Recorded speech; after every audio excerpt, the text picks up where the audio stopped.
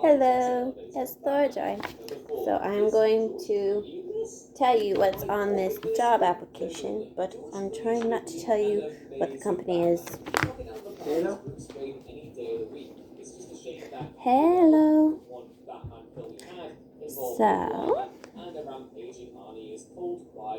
this has a disclaimer at the top of the page. It says employment application.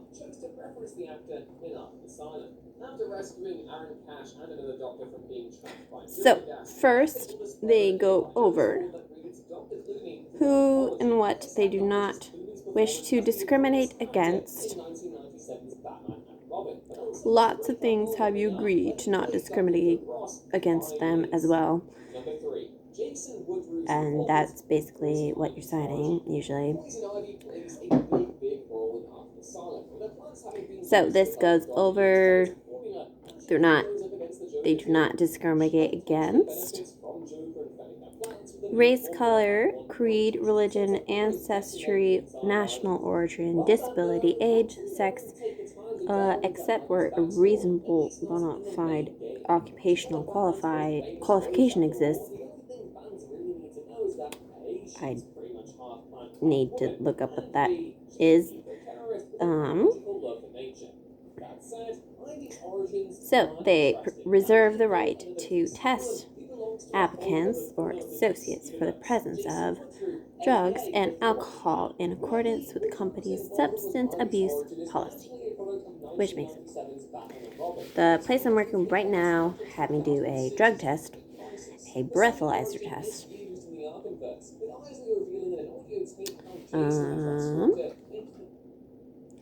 So they go over. So this is the section on pretty much every piece of paper in the world. They ask the date, name, address, city, state, zip, postal code, home phone, cell phone, email address. Then they ask the position I'm applying for, division, separate box, then salary desired, separate box, schedule availability. Then they have on their hours/days.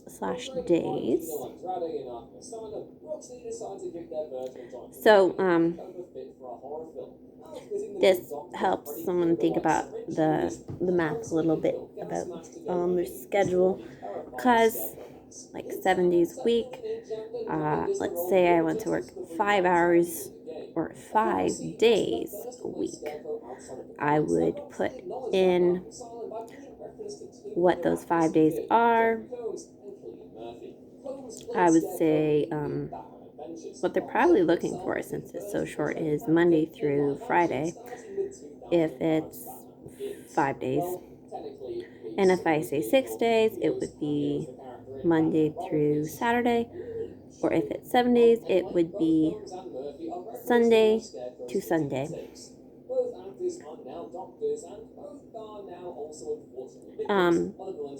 There's also, some people do the work 3 days a week. It's like Monday, Tuesday, Thursday, or Tuesday, Wednesday, Friday, or Monday, Wednesday, Friday. Any combination of those. Some people do just work on the weekends, and that's a good way to get hired, because people do not like to work on the weekends, especially the full-time employees. They usually try to get the weekends off eventually. So the company usually hires somebody if they say they're going to work on the weekends. Sometimes they try to make you work on the weekends when you said you didn't want to. But okay, this is Bubbles by full-time, part-time, or temporary. So a full-time job is minimum 40 hours a week. You have to be 18 years and older to apply for full-time. Some places might be up to 21 for that. Some might even be 25 for that, depending on the company. But part-time is under 40 hours a week. And then temporary is like I'm going to work from this date and then I'm going to stop on this date and go somewhere else. Yeah. Okay. So most applications I find ask this question: have you ever been employed by this company before? And this is specifying for any of its divisions. And they want to know where, so they can contact the person, the managers, or one of the employees. Possibly, I don't know if they contact the employees, but just to see how you were when you worked there, or like how I was when I worked there.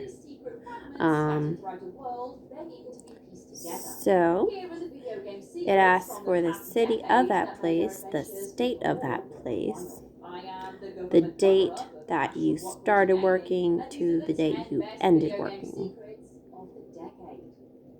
and then ask the last position held.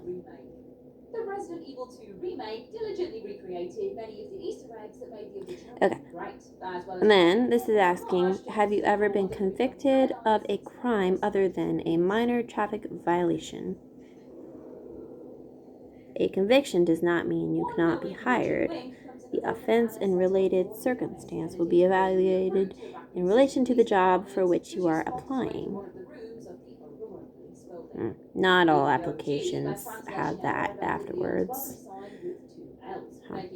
And then it asks one to explain what took place. Not necessarily what took place. I wouldn't do that. Just explain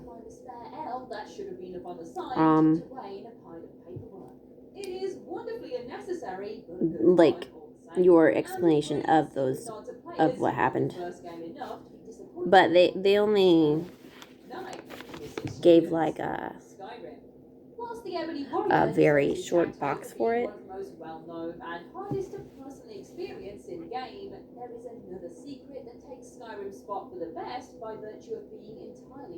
Okay. So, usually when hired, they ask you to verify that it's legal for you to work in the U.S. if you live in the U.S. So, it's asking if I can submit a document verifying my identity and legal right to work in the U.S. So that would be something like a social security card or a driver's license or passport. Probably some other kind of paper that says that if, let's say, you moved from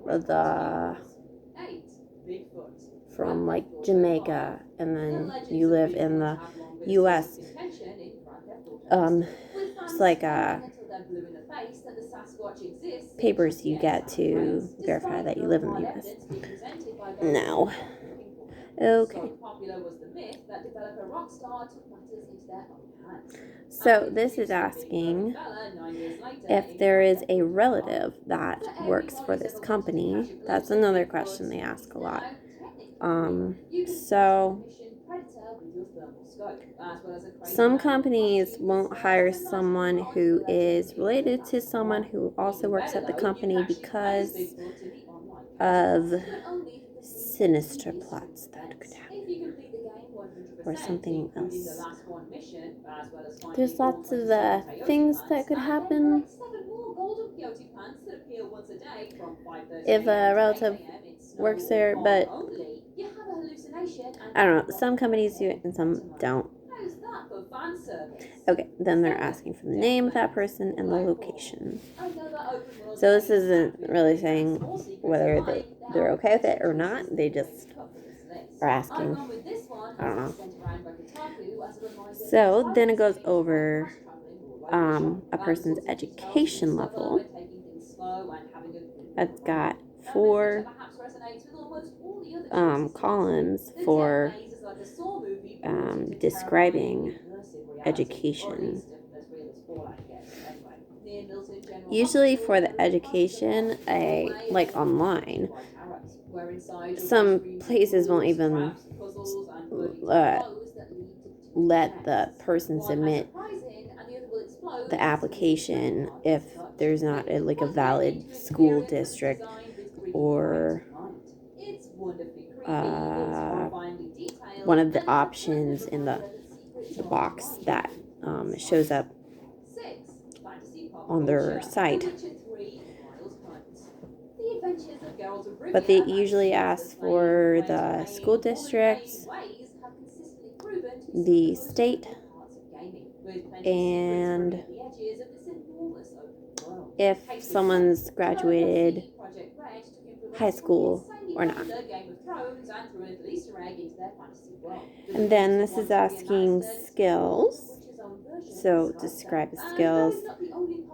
I hear that's the best place to negotiate your case for working for the company is to write down skills that are applicable to the job you are applying for.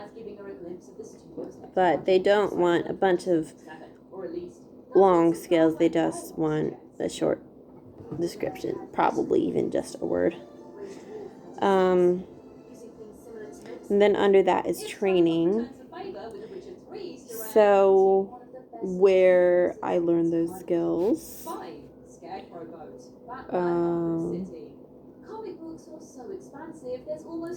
So if I have the skill, like a computing skill, I would say this is how I learned that skill for this many years. It's probably better to write from this date to this date, or like this amount of hours, or even minutes.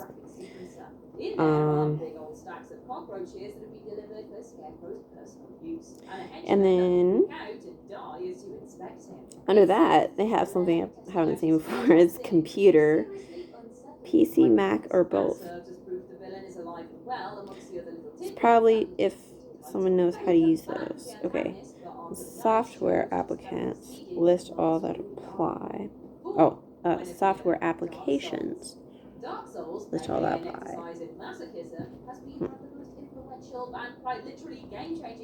Okay. And under that is certifications. That would be from school. That might be like a high school diploma. Possibly. I think they actually don't want that. So certifications are like if past like certain tests and you got a paper from that test saying you passed the test on that, it would be specific to that category or that skill set. Bless you. Okay. I don't even read this. Oh, employment history. Okay. So on all applications, they ask for the employment history. This is asking name of employer. That would be the company, not the manager. That's the company. Okay. And then they ask the name of last supervisor, because supervisors can change. An employee can stay there for many years, but the employers often will change more often because burnout. Okay. So it's usually better to list their first name and last name. Some people say it's not necessary, but just etiquette. I think it's better to list their last name. And then dates of employment. So someone's worked at that company from, like, I worked at that company from, like,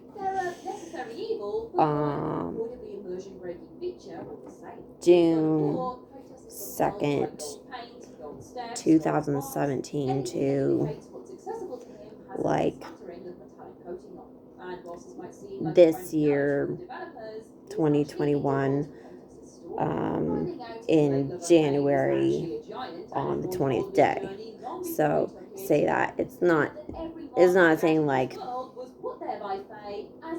on that day I stopped at like 5 o'clock. It'll be a little bit too much.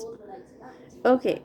Then they're asking salary. I think that's actually an illegal question to ask the salary.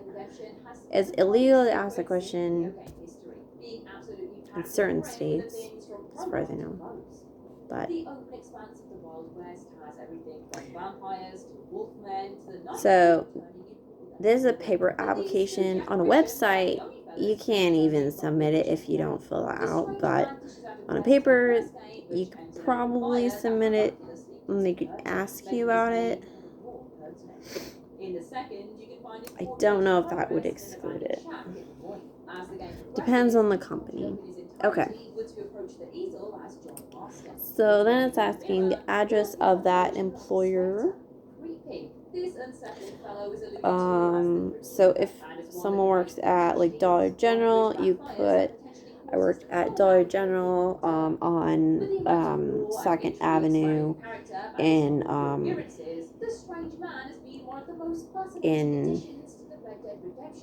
Austin, Texas. I don't know. And then the phone number of that company that person can call to verify that you actually work there. And then the job title that you had there. And then they're asking why you left. So this is asking I resigned, discharged, or laid off. So resigned is me doing it myself, basically quitting. Then discharge is fired. And then laid off or lack of work. I don't actually know the difference between discharge and laid off. I gotta look it up. Okay. And then they're asking the reason for leaving. And I've heard it's best to say on that I'm looking for better, newer horizons. And not because I was in hell, even though that may be the case. Okay. So they've got 2 of those. Actually, they've got 3 of those on this page of the previous employment history.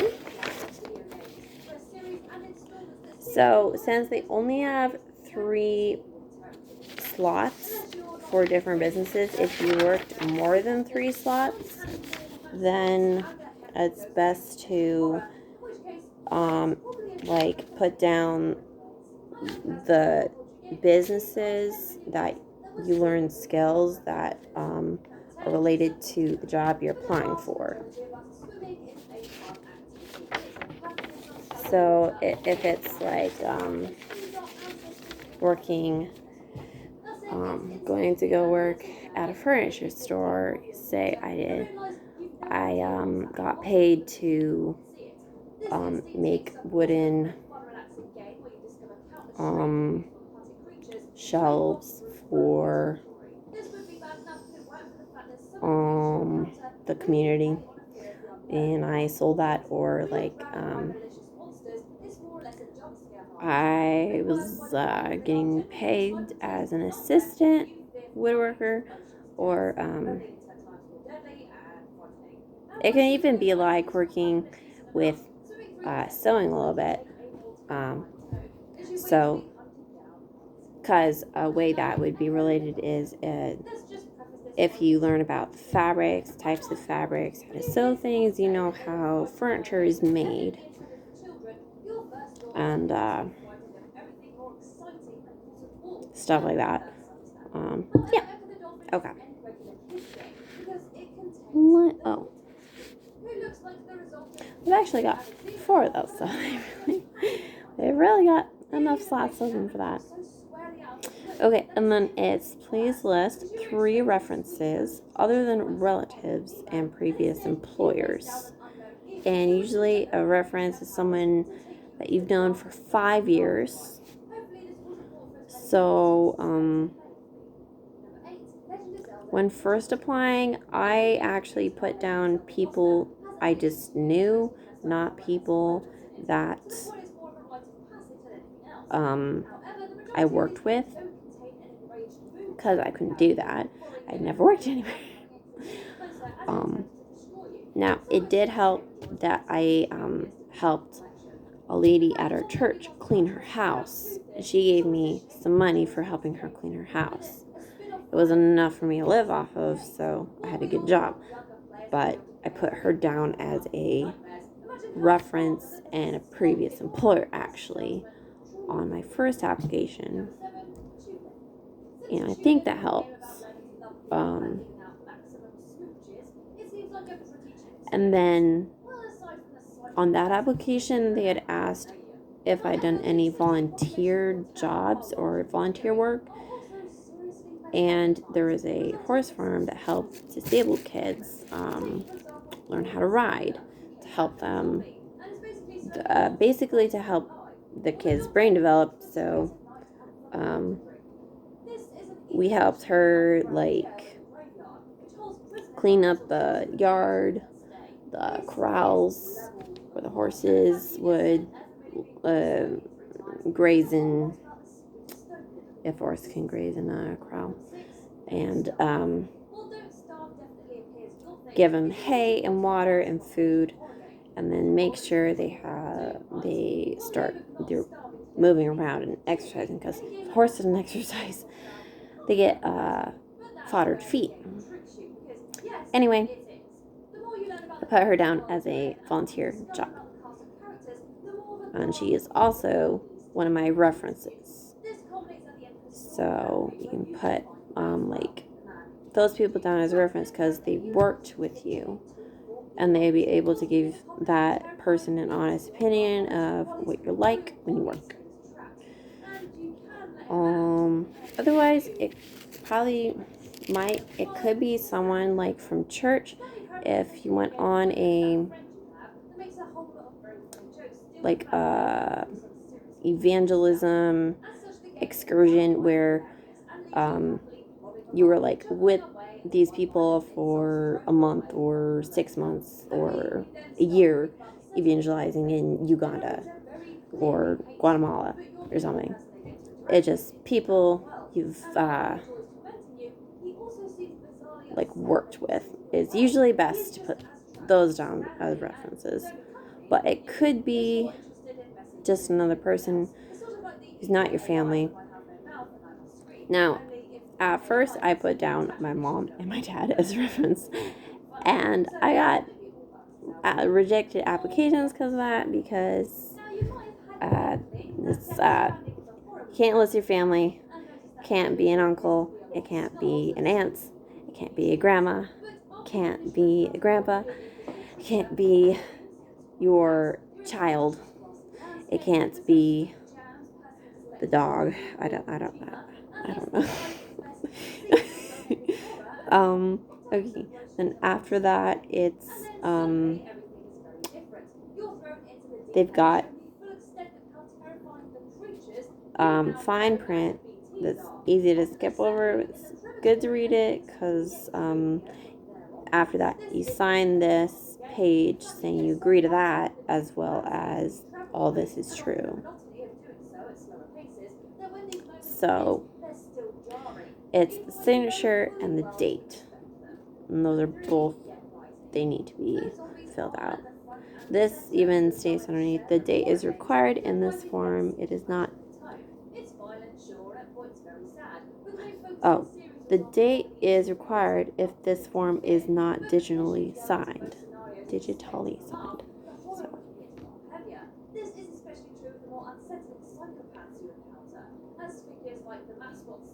So this is the first column is about if this is true. And then it says it's good for only 60 days, and I understand that. Then after that, it expires.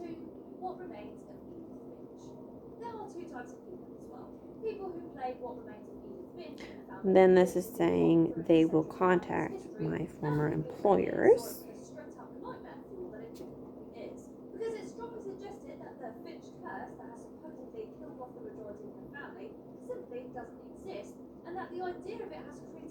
Then after that, they have something that not all have. They have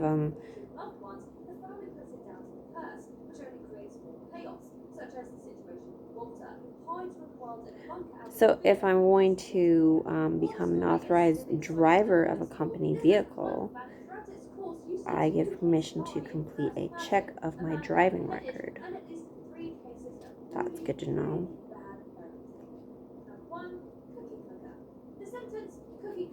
So it's also with my credit report. So specifically a motor vehicle report.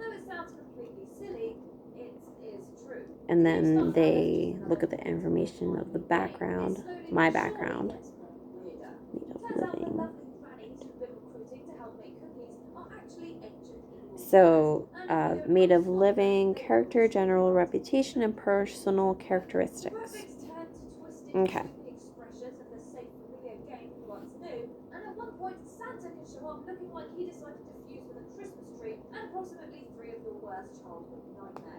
Basically, it might not be the relaxing time wasted with Christmas.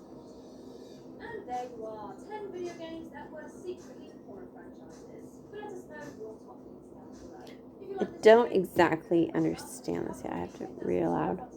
Okay, if hired, I understand my first 3 months of employment are preliminarily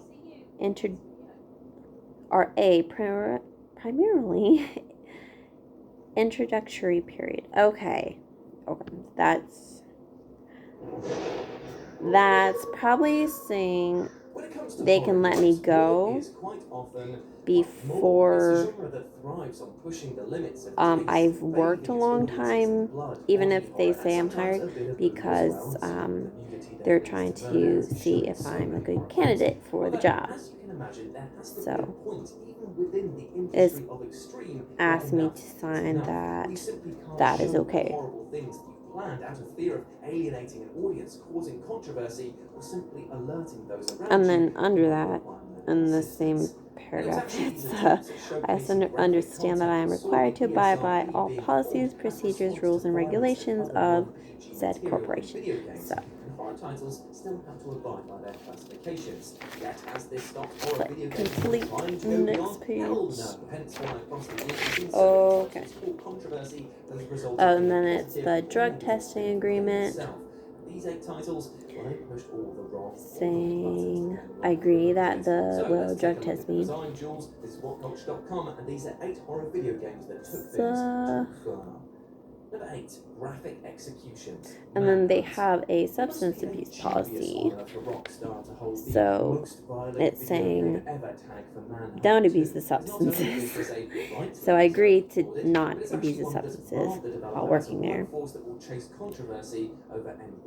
That's another thing lots of companies have to sign. For a good old while, the Manhunt franchise was the go-to place for gamers to explore a bit of the old Uber violence. However, even returning to the more air quotes tame, and I do use that And this word is like the saying original they title, do it Manhunt within is still 24 full of hours, and it content has to be making done it within the 24 hardest hours. wins. The concept of unwillingly starring in a snuff film is horrible to begin with, but the level of detail that went into the execution Then animations it ends with, I understand that time's of the essence. So that's their attitude towards everything. It's funny. just the word essence. Okay, and then that's a paper that is signed, and it's good to sign in print as well as my signature and then the date. So print, so they understand what my name actually is, and then my signature, so they know what my signature is, and then the date. So the date it was signed. Few of us realized just how far this title was going to push the envelope. When you begin your But under that, it's saying store applicants only. Romance novel-esque dating sim, and you know what? For a while, it actually appears to hit those specifications. So this is to be filled out after they say, "Oh, you got the job." With characters killing themselves and becoming aware that And this is corporate and distribution center applicants only. Action where one of the main characters asks you to enter the game's directory files and delete So it's saying it should save this data. This horrifying meta experience Only applicants, the corporate offices and distribution center may submit this application via email to their website. Okay, so that's all they have on this one. It's pretty simple. But okay. My fiance is thinking I'm very weird.